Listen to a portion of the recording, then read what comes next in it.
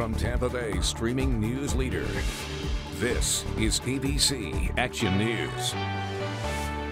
Hello, I'm Dee O'Reilly. We'll check in with Greg D in just a moment for a look at your forecast. But first, I want to get to your ABC Action News headlines. The trial is set now to begin for a disgraced professional guardian, Rebecca Farley. She's charged with aggravated abuse and neglect of an elderly person.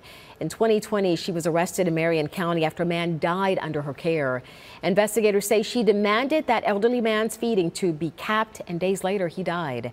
They also say she issued a do not resuscitate order for the man, despite him stating several times that he wanted to live. 10 people have been selected as jurors in the wrongful death lawsuit of 14-year-old Andrew Joseph III. He was struck and killed by a car 8 years ago after being kicked out of the Florida State Fair. His family says Hillsborough County Sheriff's deputies and the State Fair Authority made him leave the property, but did not ensure his safety. The 14-year-old was ultimately hit and killed on I-4 while walking to his ride. Dozens of other teenagers were also kicked out of the State Fairground property and also not given a chance to call home. The trial is expected to last 2 weeks.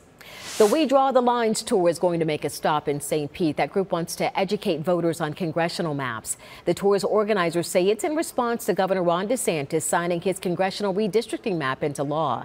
They say it'll make it harder for communities of color to elect their preferred choice. And they want to raise awareness on the process of redistricting. Tonight's event starts at 6:30.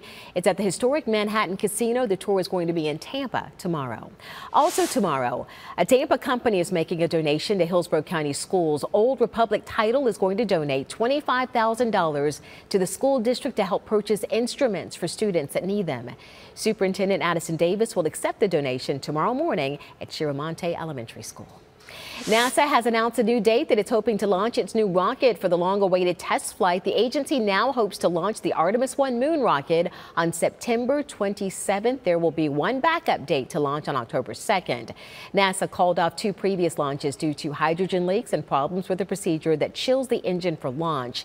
NASA now blames a faulty sensor for causing the delay. The test flight will not have a live crew on board. NASA is hoping to use live astronauts for another test launch in 2024. Greg, so far, no specific time, though, has been announced on when that launch could happen. Not yet. We'll get to know that later in the month. Hopefully the weather is going to be better. It's certainly later in September, earlier in October. The rain chance is lower here across central Florida.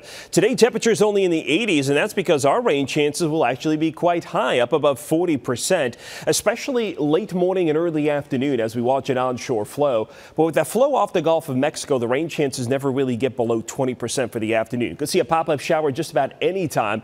The timing on the rain does change in the 7-day forecast. You can check that out in the weather section of the ABC Action News app. Dia? All right, thank you, Greg.